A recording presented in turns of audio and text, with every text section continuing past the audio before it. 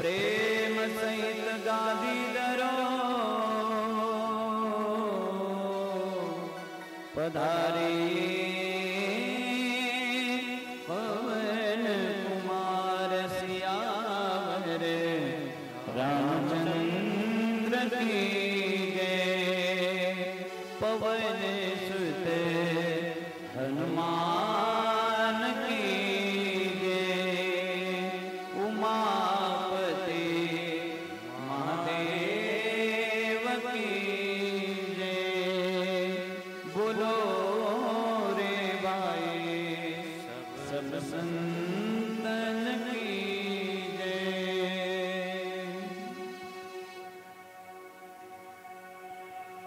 नारायण नारायण नारायण नारायण।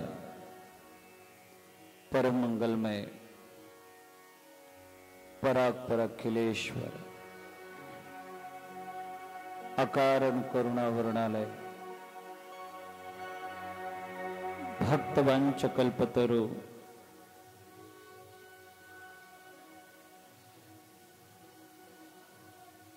भूत भावन परम पावन कैलाशपति उमापति भगवान भोलेनाथाची वाङ्मय प्रतिस्वरूपा शिवपुराण महाकथा प्रथम दिवस आहे। विशेष मी सांगायची गरज नाही, आपण सर्वजण महावैष्णव ज्ञानोबारायांच्या समाधी सोहळ्याकरता आपण सर्वजण एकीभूत आहोत। अनेक जन्माचं पुण्य एकत्रित गाठीला येतं, त्यावेळेस आपल्याला श्री शिव महापुराण कथा श्रवणाचा लाभ घडतो।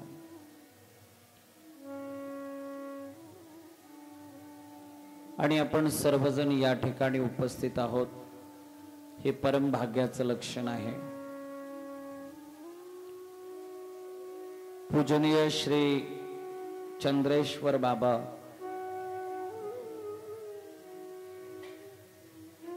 पूजनीय श्री बाळाबाबा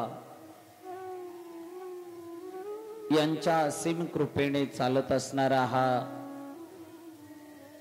महावैष्णव ज्ञानोबारायांचा समाधी सोहळा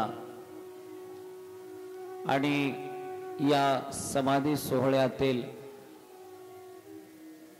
आपला प्रथम दिवस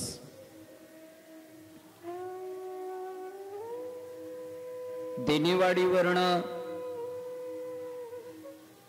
ते महावैष्णव ज्ञानोबारायांच्या या परमपावन नगरीपर्यंत बऱ्याचशा माता भगिनी पायी यज्ञ करत आलेले आणि हा यज्ञ खऱ्या अर्थानं त्या दिवशी पूर्ण होतो ज्या दिवशी महावैष्णव ज्ञानोबारायांचा समाधी सोहळा पूर्ण होतो।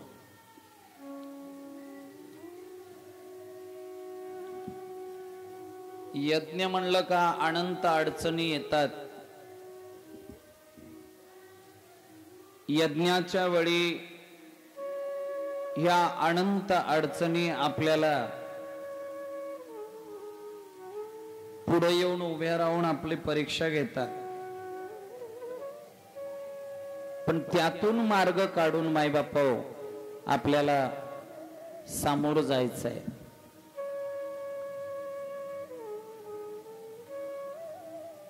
फार महत्वाचं आहे, परम भाग्याचं आहे।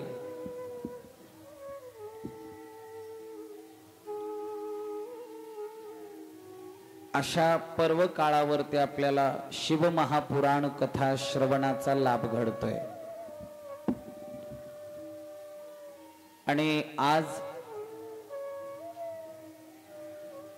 या यज्ञाचा प्रारंभ होतोय, सुरुवात होतीये.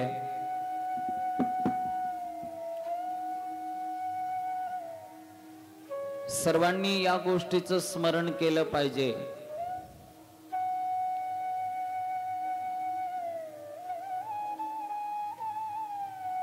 भगवंत काय आहे किंवा भगवंत कोण आहे, आणि अशा भगवंताचा दर्शनाचा लाभ घडल्यानंतर त्याची फलश्रुती काय आहे.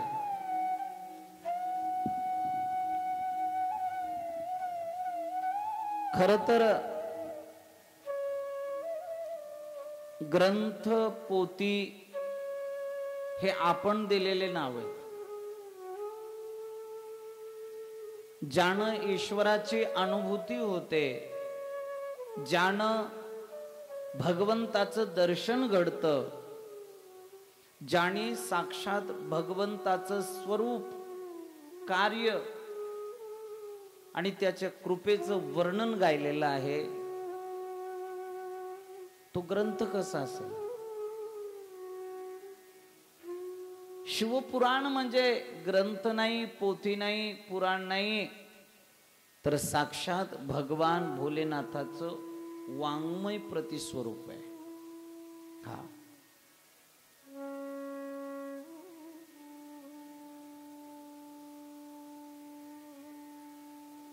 अक्षर ब्रह्म आहे, पण त्या ब्रह्म अक्षराचं स्वरूप मायबापाव त्या वेळेला आपल्याला प्राप्त होतो ज्या वेळेला आपण ते वाचन करतो अथवा श्रवण करतो तेव्हा. हा हे फार भाग्याचं लक्षण आहे. आणि आपल्याला या ठिकाणी भगवत कृपेने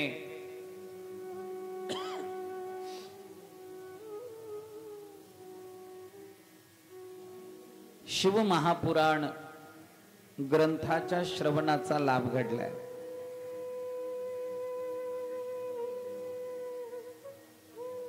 काम, क्रोध, लोभ, मद, मत्सर, दंभ, ईर्ष्या, अहंकार या अष्टविकारातून आपल्याला वेगळं करून भगवंताची प्राप्ती करून देणारा ग्रंथ, संत आणि भगवंत म्हणजे शिवपुराण. एकदा प्रेमाने बोला, नमः शिवाय, हर हर.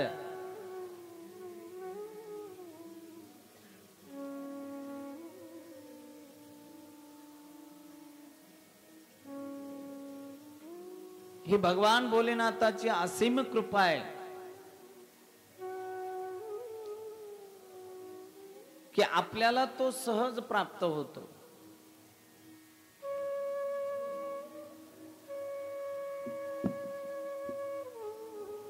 जीवन मायबापाव भक्ती, ज्ञान, वैराग्यानं परिपूर्ण झाल्यानंतर त्याच्या मोक्ष प्राप्तीचा मार्ग सुलभ होतो. लक्षात घ्या. भक्ती, ज्ञान, वैराग्याचं खरं दर्शन, खरी अनुभूती शिव महापुराण श्रवणानेच घडते. भगवान भोलेनाथाकडे पा, यांच्यासारखा बैरागी कुठंच दिसणार नाही. हा, भगवान श्रीकृष्णाची नगरी म्हणले सोन्याची.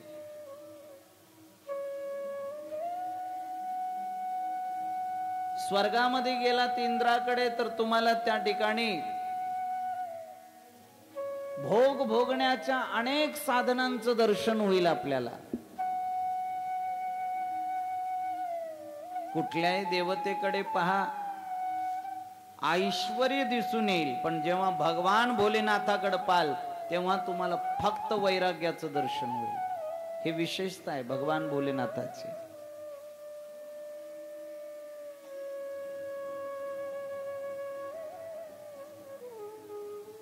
असं अद्भुत दर्शन माय बापाव.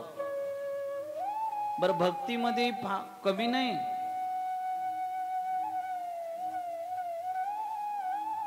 भक्तीचं दर्शन घ्यायचं असेल तर भगवान भोलेनाथाकडे पाहिल्यानंतर भक्तीचं परिपूर्ण दर्शन झाल्याचं माय बापा आनंद प्राप्त होतो. भक्ती करावी तर भगवान भोलेनाथासारखी माय बापा.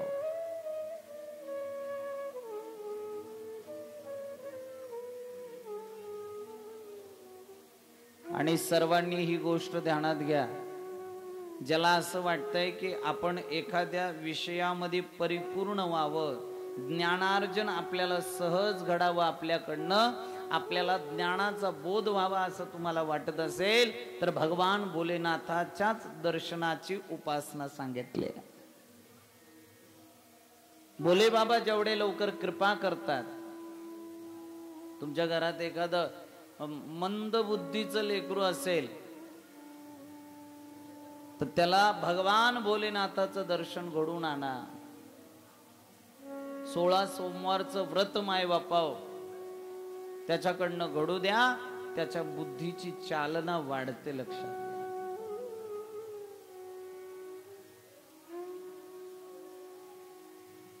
एक सांगू का, देव भरपूर आहेत पण महादेव एकच आहे. काय? देव भरपूर आहेत पण महादेव, सब देवन का राजा महादेव.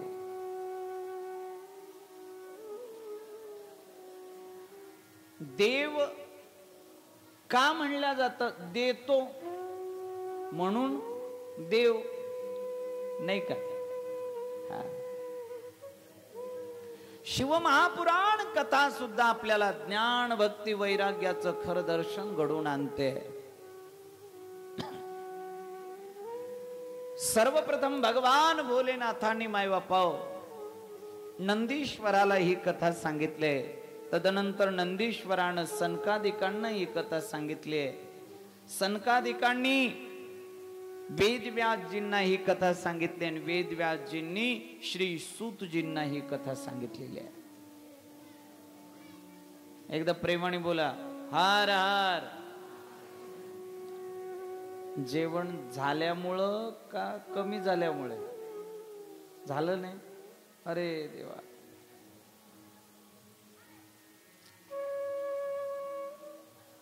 मीठ मिरच्या जरा घेऊन या.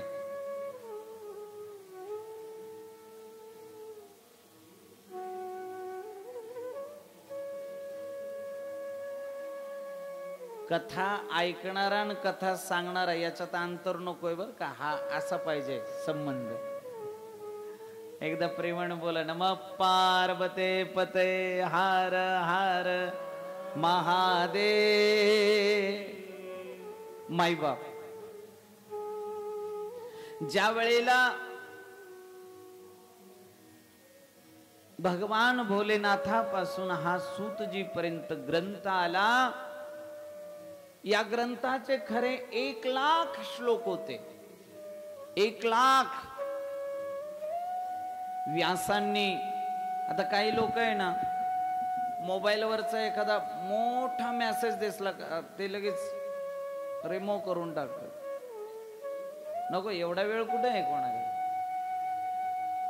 मोठा व्हिडिओ असेल तरी कोणी बघत नाही. हा,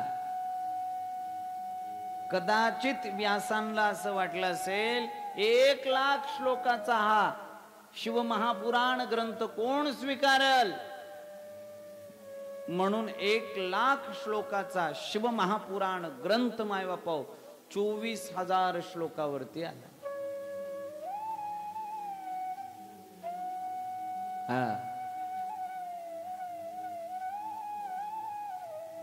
श्रीमद भागवताचे 18,000 श्लोक आहेत.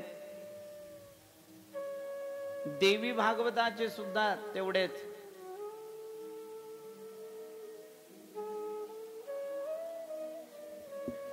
पण विशेष दर्शन मायबापाव इथे भगवान भोलेनाथाच्या या शिव महापुराण ग्रंथाचं आहे.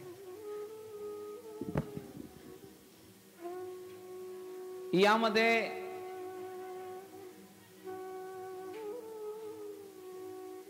462 अध्याय सांगितलेत. 11 खंड आणि तसंच मायबापाव शिवमहापुराणाचे अध्याय या ठिकाणी 134 अध्याय सांगितले, कथा सांगितल्या. ज्यावेळेस आपण हा शिवमहापुराण ग्रंथ श्रवण करू त्यावेळेला आपल्याला मायबापाव सहज मोक्ष प्राप्ती आहे.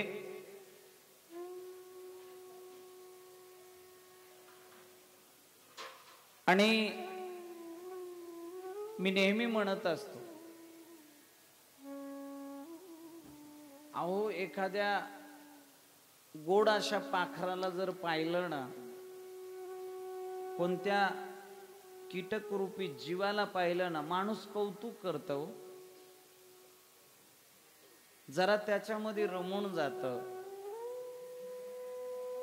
पण मानवाकडे बघतो तेव्हा तो दुखी होतो. का? स्वतः दुखी आहेच या अगोदरच. लक्षात येतंय ना? स्वतः दुखी आहे आणि समोरच्याला दुखी पाहून अजून दुखी होते. खरं पाहता या जगतामध्ये आपल्यापैकी सुखी कोण आहे सांगा बरं?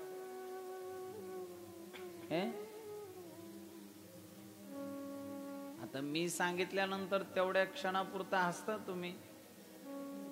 तुमचा प्रयत्न असतो की मी सुखी नाही असं, मी दुखी नाही असं दाखवावं आपण, पण क्षणार्धापुरता हसणं असतं.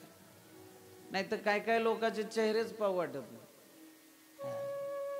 उगच पाहिलं असं वाटतं त्याच्याकडे. हे सुकलेले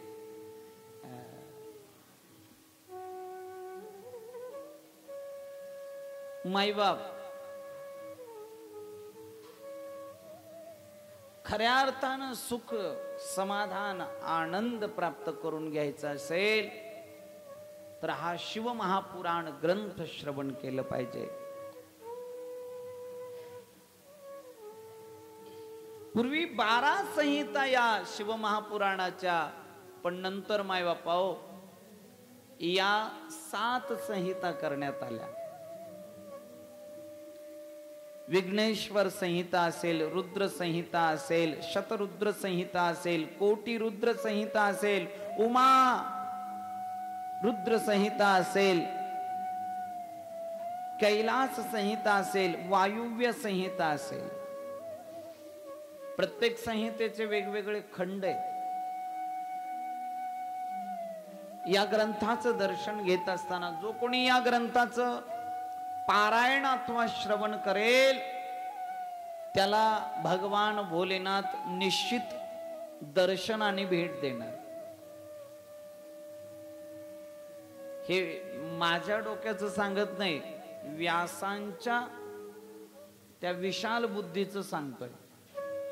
एकदा प्रेमाने बोला सर्वजण, नमः पार्वते पतये हर हर महादेव.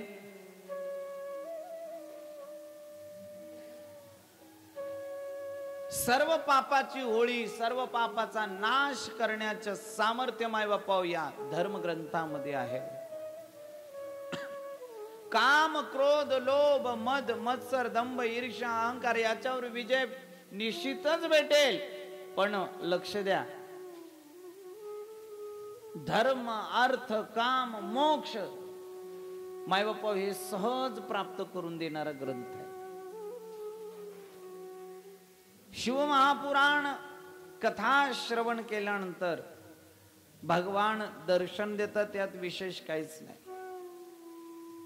का? अहो सहज आपण जर हे बघा, यामध्ये मी तुम्हाला रोज एकदा आठवण करून दिली या शब्दाची. माहिती आहे, आपण हर हर महादेव जे म्हणतो का नाही, आपण पहिलं हर उच्चारण केल्यानंतर भगवान भोलेनाथ तिथून घाई करतात, निघतात लगेच. दुसरं हर म्हणेपर्यंत ते आपल्या समोर उभे असतात आणि तिसरा महादेव म्हणेपर्यंत हृदयाला लावतात. हे भगवान भोलेनाथाची कृपा आहे.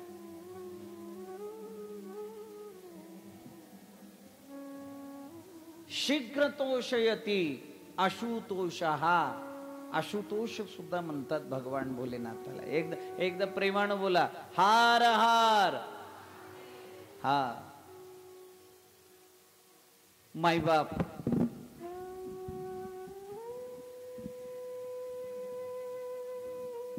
एक ब्रकासुर नावाचा दैत्य,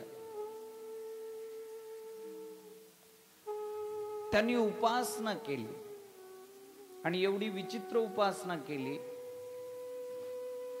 भोले बाबाच्या पिंडीजवळ बसून त्यानं खूप गुणगान गायलं भगवान भोलेनाथाचं.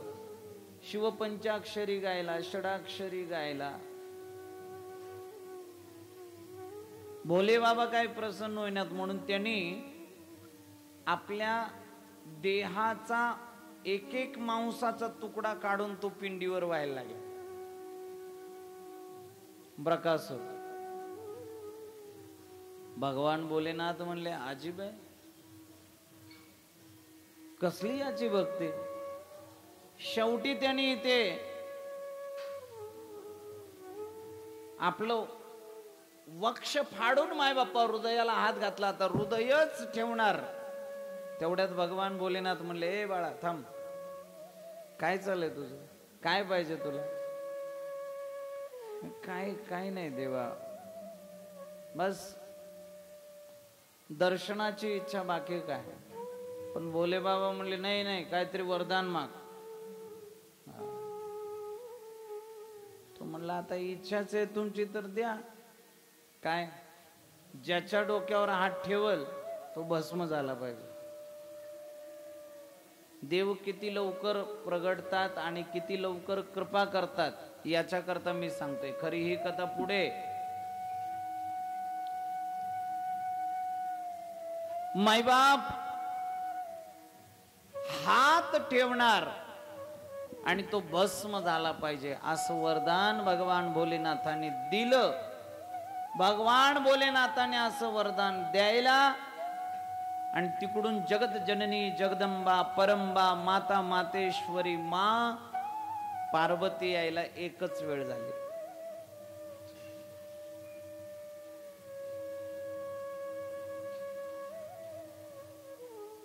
जो मनुष्य कविता आणि वनिता इथे अडकतो ना, तो कधीच जीवनामध्ये सक्सेस होत नाही.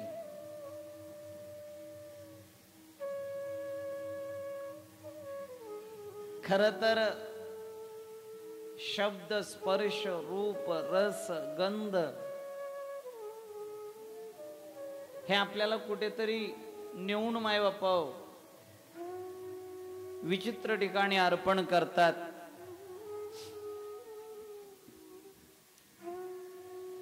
जगत जननी जगदंबेला पाहून मायबापाओ या ब्रकासुराच्या मनामध्ये आलं, काय जोडी आहे हे व्याघ्रांबर घातलेलं, अंगाला राख लावलेलं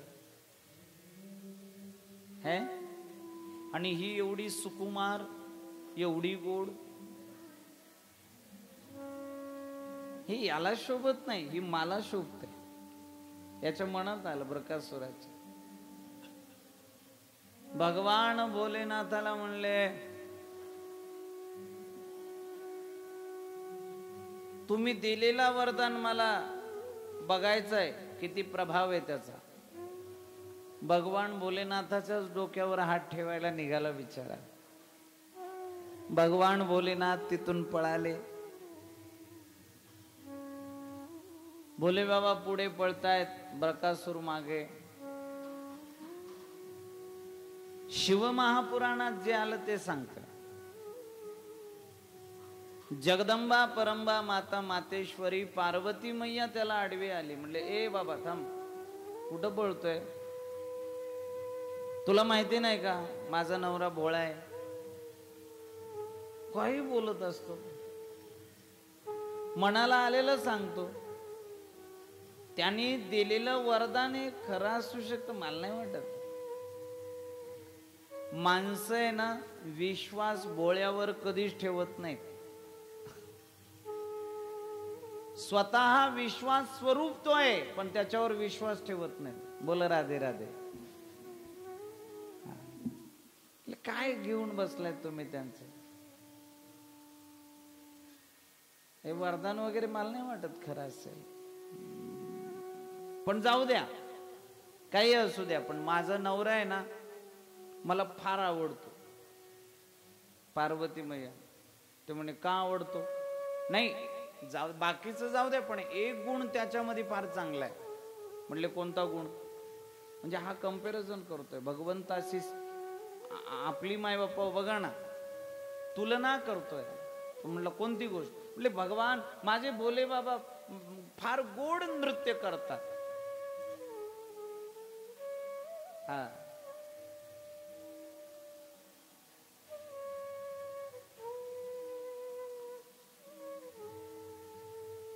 सतश्रुती तांडव रचयिता. माझा नवरा फार गोड नाचतो.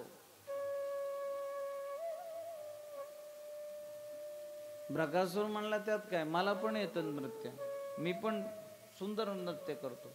हा, तुम्हाला येत असेल, पण माझे पतिदेव मी जसं नृत्य करतो तसं ते करतात. म्हणले मग एवढं काय, मलाही जमेल ते. जगदंबा परंबा माता मातेश्वरी म्हणली मला थोडस दाखवाल का नाचून? हो, का नाही? आणि मा पार्वती नृत्य करायला लागली. परंबा जगदंबा नृत्य करायला लागली. नृत्य करताना जशी जशी मा अंबा नृत्य करते तसा तसा तो ब्रकासूर नृत्य करायला लागला. मैयाने असं केलं का हा पण असा करायचा, मैयाने असं केलं का हा पण असा करायचा, मैयाने कमरेवर हात ठेवला का ते पण असं करायचं, हनवटीला हात लावला का तो पण ते असं करायचं. करता करता मैयाने असं केलं आणि त्यांनी स्वतःच्याच डोक्यावरती हात ठेवला. हा, फक्त मला सांगायचं होतं की भगवान भोलेनाथ जेवढे शीघ्र मायबापा तुम्हाला प्रसन्न होतात, या जगतामध्ये अशी दुसरी कुठलीच देवता. एक विशेष सांगतो बरं का, काय बघा, माऊलींनी स्पष्ट केलेलं आहे, वारकरी संप्रदायाचा आद्य बीज भोले बाबा, आद्य गुरु भोले बाबा. हा, बीज प्रगटले कोण? आदिनाथ उमा. सकळ सिद्धांचा कोण? आदिनाथ गुरु. किती मजा आहे.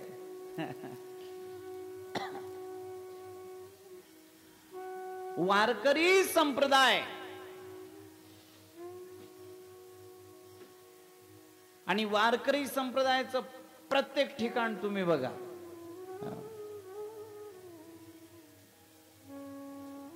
मी आळंदीत आल्यापासून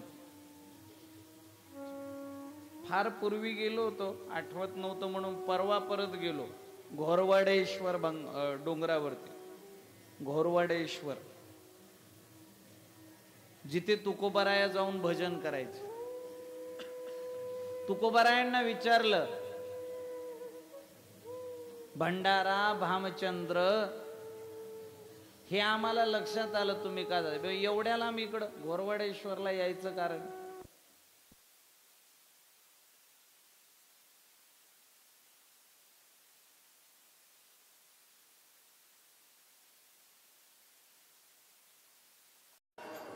ज्या वेळेला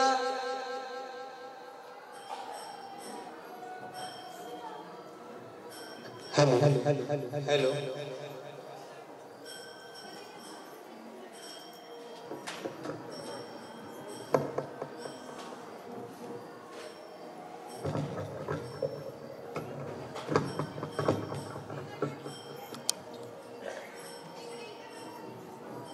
माता मातेश्वरी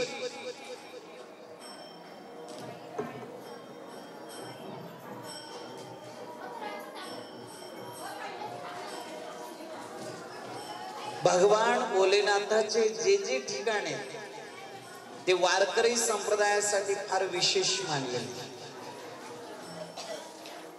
बोलू नका.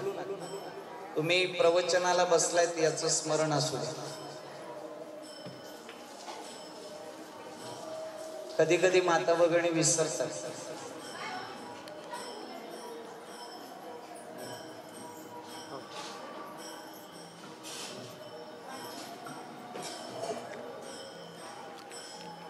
जगद्गुरु तुकोबाराया म्हणतात की मला या ठिकाणी ज्यावेळेस मी भजन गातो त्यावेळेला भगवान भोलेनाथ माझ्या सोबत भजन गातात याचे मला अनुभूती होती.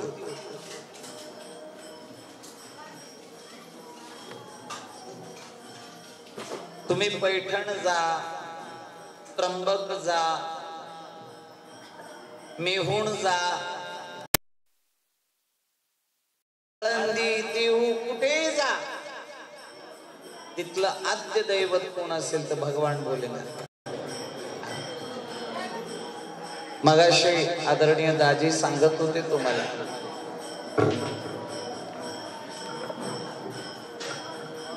हे जे भजन आहेत ना हे हल्लीचे. समाधी घेतली आळंदी, पण माऊलीने इथंच का जागा निवडावी?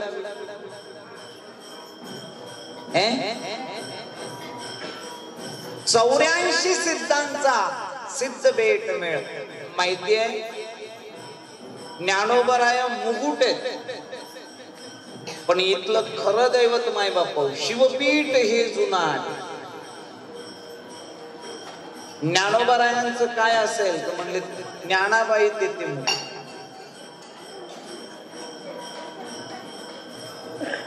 तुम्ही पैठणला जाता कोणाचं दर्शन घेता? नेवास्याला जा कोणाचं दर्शन घ्यावं लागतं?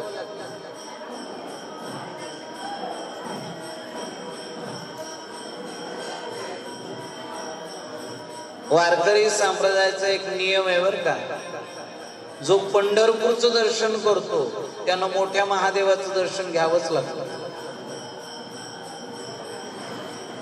शिंगणापूरचं सांगतोय असा दंड आहे. म्हणून पंढरीला जाणारे प्रत्येक वारकरी,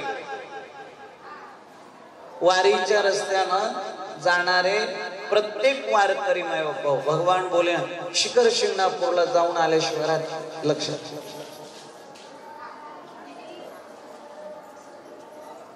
सांगायचं तात्पर्य,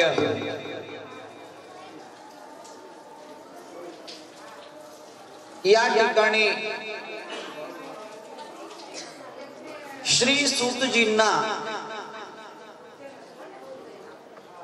जगभरातील सर्व वयोवृद्ध तपोवृद्ध ज्ञानवृद्ध असणारे साधू संत माय बापा प्रश्न विचारतायत की महाराज, भस्मासुराचा उद्धार झालाय, एखादी कथा आम्हाला अजून अशी सांगा ज्याच्यामध्ये एखाद्या पाप्याचा दुराचार्याचा उद्धार झाला असता. त्यावेळेला माय बाप्पा या ठिकाणी एक अजून कथा सांगितली जाते, आणि ती कथा म्हणजे देवराज ब्राह्मणाची. एकदा मोठ्या प्रेमाने सर्वजण बोला.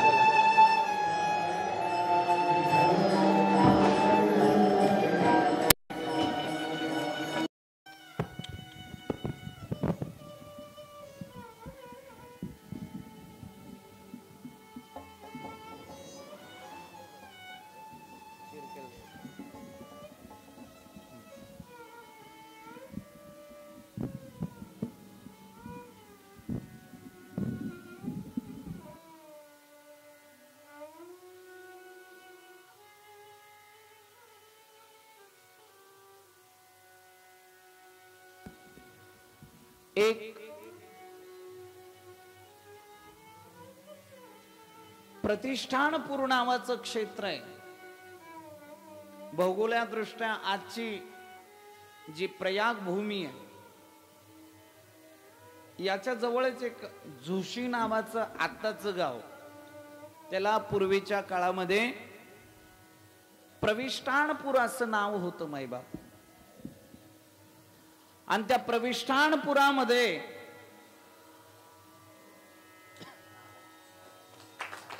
एक ब्राह्मण वास्तव्य करायचे. त्या ब्राह्मणाचं नाव आहे देवराज ब्राह्मण.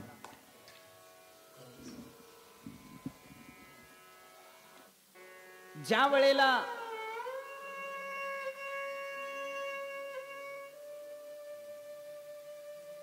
देवराज ब्राह्मण तसे तर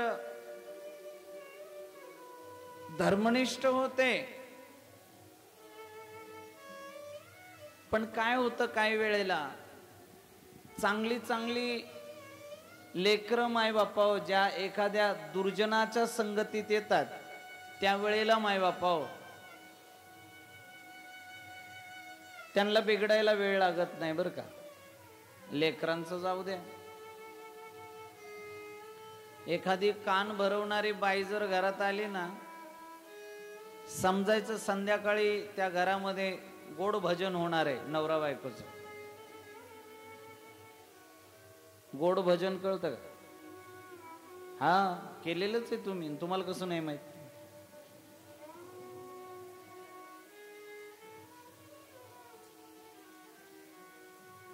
बर ती कान भरवून जाणारी बाई आहे ना, संध्याकाळची वाट पाहत असते आणि तिचे कान सगळे तुमच्या घराकडे असतात.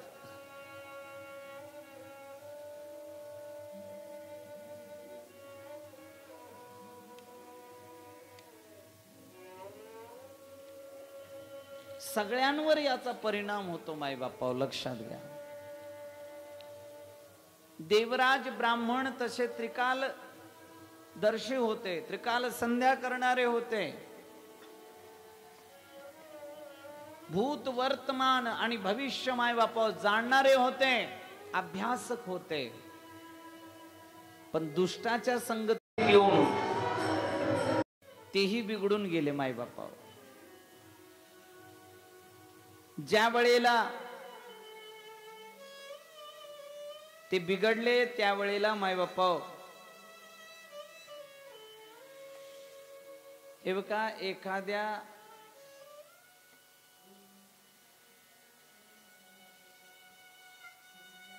एखाद्या घराण्यामध्ये एखादी लेकरू मायबापाव वाईट वागलं तर सहज लोक म्हणतात बाप तसा बेटा.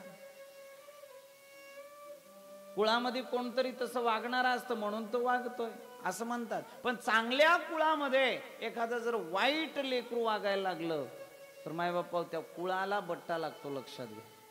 कुळाला कलंकित व्हावं लागतं.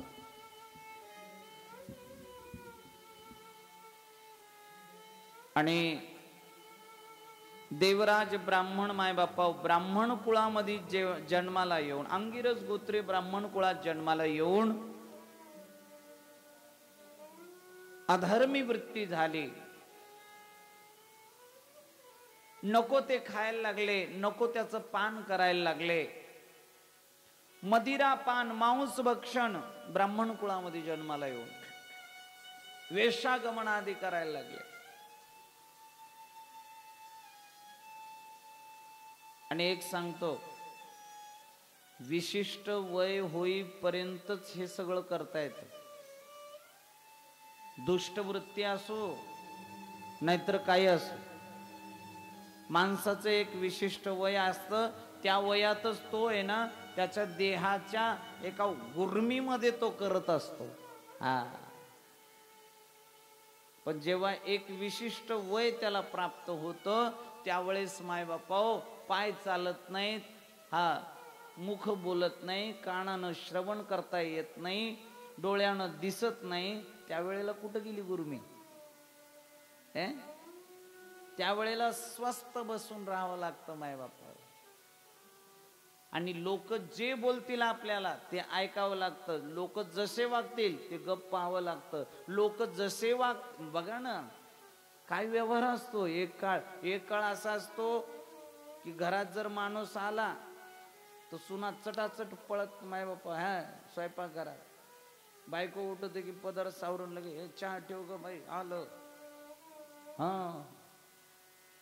ते लहान लहान लेकर मायबापा चटचट जाऊन पुस्तक घेतात, उलट का होईना धरून बसतात. भीती असते. धाक असतो, पत म्हणतात त्याला, पत. हा.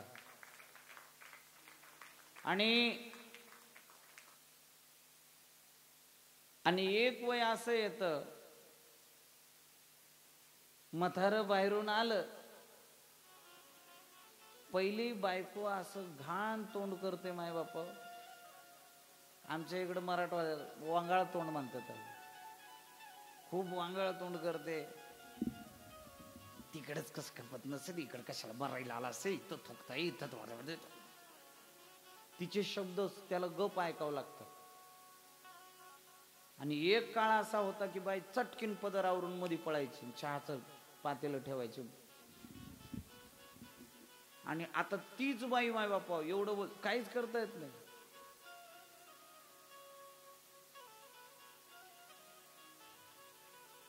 मला वाटतं म्हणून बर का वारकरी संप्रदायात म्हणतात, जवळ हे सकळ सिद्ध आहे, हात चालावया पाय, तव तू चुकू नको, तीर्थयात्रा केलीच पाहिजे. आता आपल्या तिथं कथा झाली उगावला, मी सगळ्यांना विचारायचो, येणार आहेत का तुम्ही? माऊलीनं नेलं तर येऊ. माऊली का खांद्यावर घेऊन जाणार आहे का तुला? तुला दिली ना पाय हात आहे, माऊलीनं नेलं तर येऊ. तिकडच खपना खायला येतो. नाही आलेला बरा. हा, ताट समोर आहे तेव्हा म्हणतं का माऊलीनं खाऊ घातल्यावर खाऊ? तवा कसा दना आणतो, तवा पोटाला नाही कमी पडू देत. जिथे आत्मा सुखी तिथं सर्व मायबापा आला.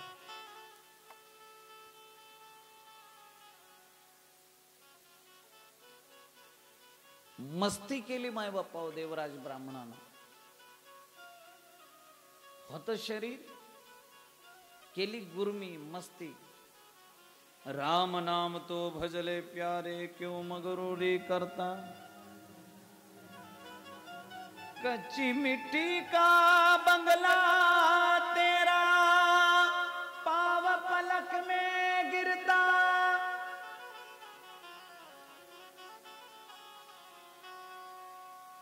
घरातल्याने हेटाळणी केली बरं, जन्मभर यानं हेटाळणी केली.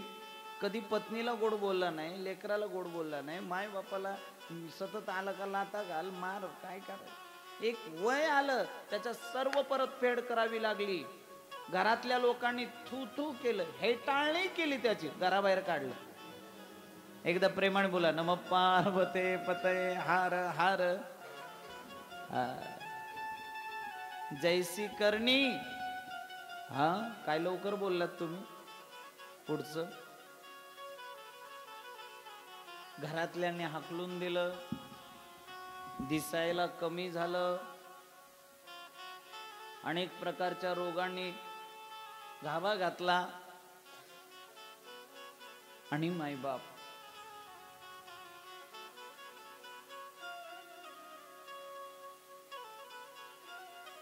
प्रविष्टानपुरामध्ये चालत चालत चालत आला.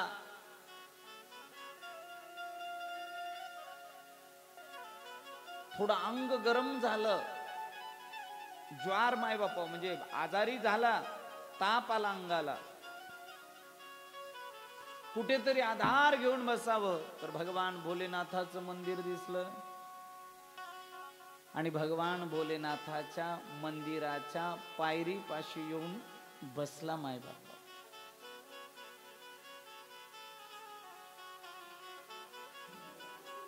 जे पायरीपाशी बसतात ना ते सर्व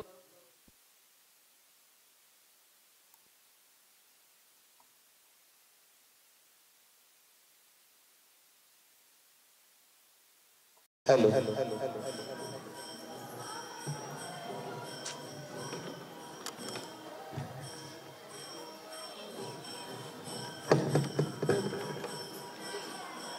कधी लक्ष द्या, नम्र झाला भूता, त्याने कोंडिले अनंता.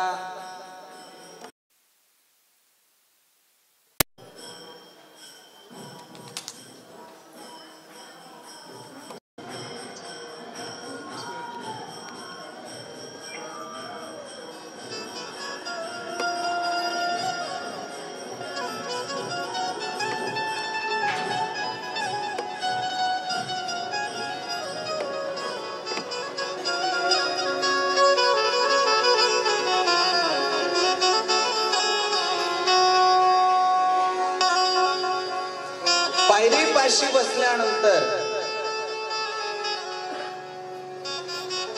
येणारे जाणारे प्रसाद द्यायचे. एकेकाळ त्रिकाल संध्या करणारा, त्याला त्या पूजेची आठवण आली, डोळे भरून आले आणि त्याच्या लक्षात आलं मी केलेल्या कुकर्माची सजा मला आतापर्यंत भेटली.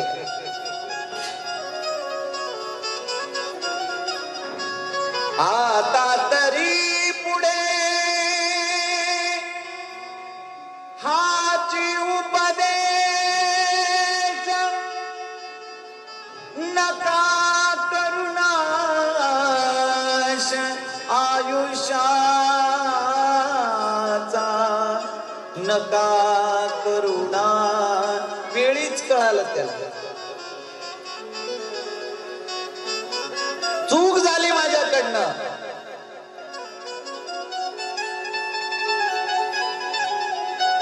पण आता आज जायची हिंमत नाही हो, देवापुढे उभं राहायचं.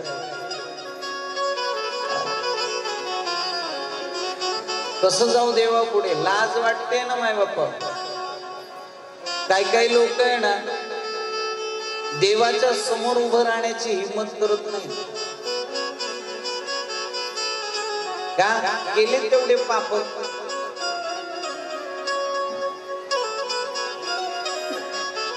मैली चादर ओढ़ के कैसे द्वार तुम्हारे आऊं, द्वार तुम्हारे आऊं.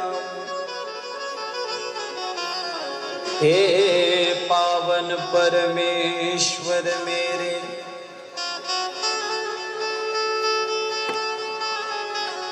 माय बाप तिथेच बसून राहिला. अंगातला आजार वाढला, माय बाप ताप वाढला. आणि सांज वेळ माय बापा नमः शिवाय नमः शिवाय नमः शिवाय नमः शिवाय नमः शिवाय धून कानावरती पडली.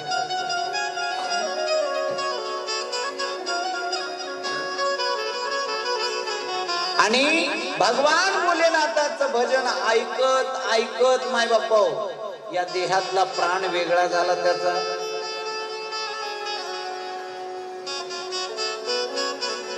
अंतकाले च मामेव स्मरण मुक्ता कलेवरा,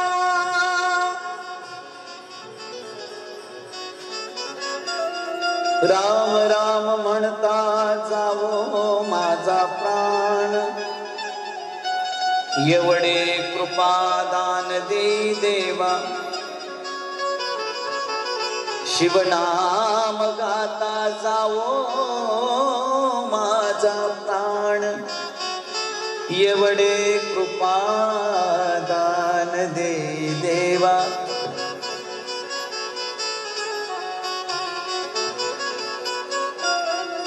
आता काही गोष्टीवर का आपल्याला सहज नाही लक्षात येत, आपल्या गुरुची कृपा असावी लागते.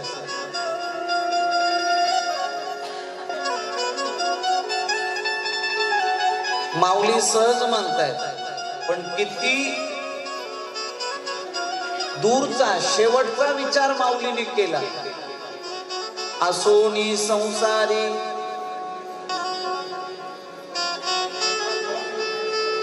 एखाद्या माणसाला एखादी सवय लागली, त्याच्या देहाला एखादं वळण लागलं, ते वळण माय बाप्पा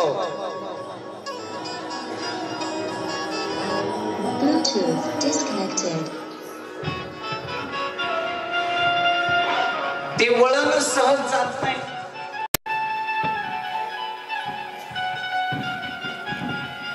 माणूस सहजच माय बाप्पा.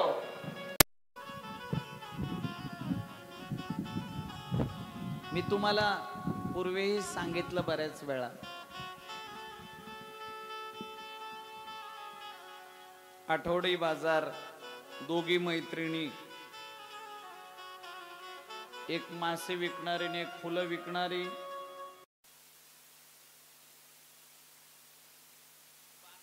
आला, ऐन सांज वेळेला पाऊस पडला. त्या मासे विकणाऱ्या बाईचं घर पलीकडे गंगेच्या. आता दोघी मैत्रिणी, ती म्हणली बाई थांब आता जाऊ दे, पूर ओसरला का मग जाशील सकाळी. ठीक आहे बाई. मासे विकणारे कोणाच्या घरी आहे? फुलं विकणाऱ्याच्या घरी. घरात सगळीकडे फुलं टाकलेले, इकडं मोगऱ्याचे, इकडं जाईचे, इकडं जुईचे, इकडं झेंडूचे. सगळ्या घरात सुगंध. कशाचा? फुलाचा. सुंदर जेवण झालं. बाई झोप म्हणली. फुलं विकणारी क्षणार्धात झोपून गेली, पण हिला झोपच येईना. मासे विकणाऱ्या बाईला, हिला थोडस जाग आला. फुलं विकणारी म्हणे का ग काय झालं, झोपली नाही? अगं बाई म्हणे झोपच येत नाही या फुलाच्या वासानं.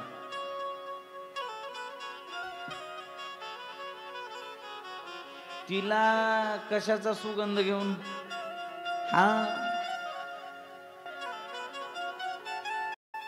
फुलं विकणारी म्हणली थांब. तिनं ज्या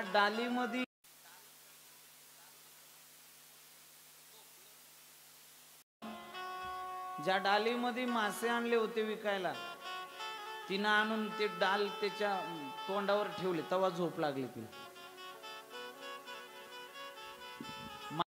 जशी सवय लागते ना, मग ती नाकाची असो, डोळ्याची असो, कानाची असो, स्पर्शाची असो, माय बापा ते प्राप्त केल्याशिवाय त्याला करमत नाही.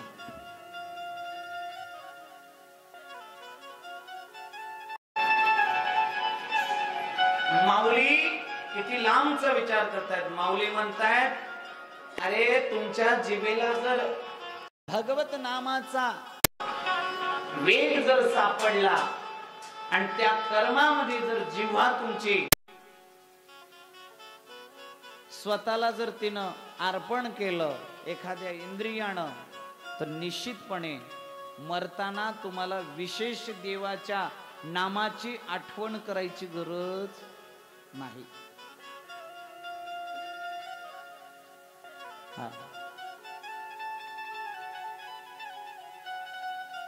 वृंदावन असेल किंवा आमचं आळंदी असेल, क्षेत्रामध्ये एखादी व्यक्ती अशी असते पहा, प्रत्येक शब्दाला राधे भैया, राधे, हा भैया राधे राधे, मी सांगितलं राधे, हाजी राधे राधे राधे राधे राधे राधे राधे, सारखं राधे राधे राधे राधे. तसं आमच्या आळंदीमध्ये हा माऊली, हो माऊली, हो हो हो माऊली, हाजी जी माऊली, हा हा ठीक आहे माऊली, राधे राधे माऊली माऊली माऊली, सारखं माऊली. आमचे बाबा आहेर बाबा, शब्दाला श्री विठ्ठल, हा श्री विठ्ठल श्री विठ्ठल श्री विठ्ठल श्री विठ्ठल, सारखं श्री विठ्ठल श्री विठ्ठल श्री विठ्ठल.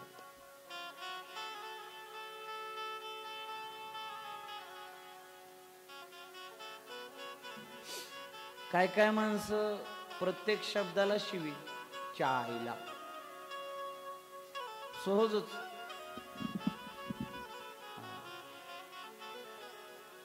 सहज बरं का. आमच्या गावात एक असा पट्ट आहे, पहिली शिवी देतो नंतर बोलतो.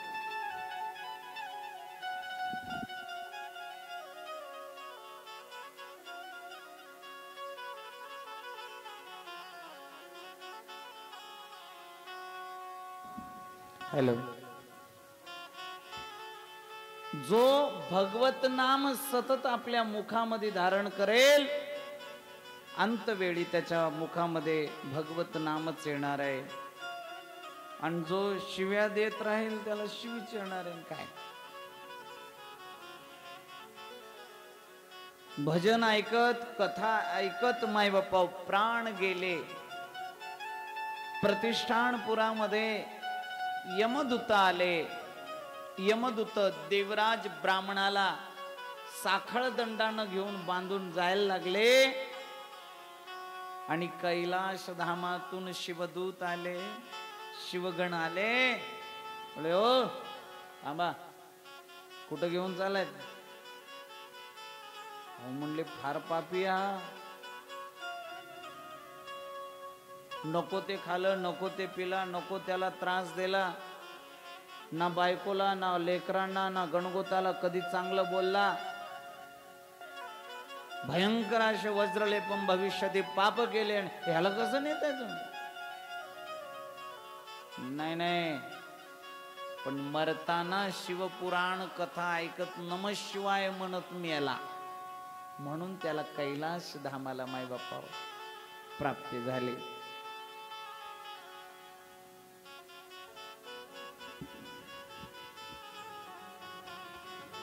यानंतर हे अजून काही कथा आहेत महात्म्यातील,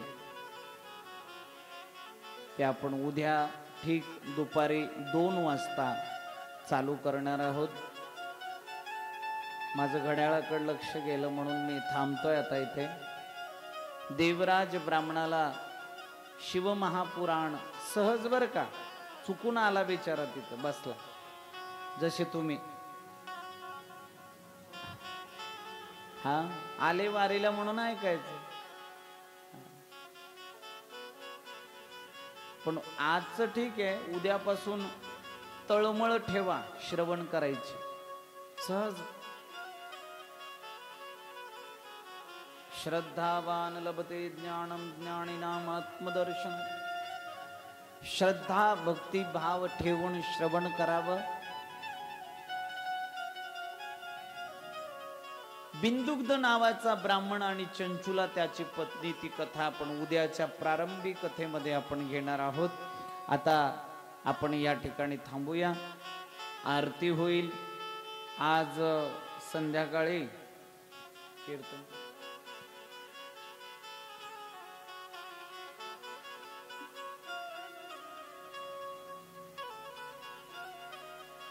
आज आता संध्याकाळचं कीर्तन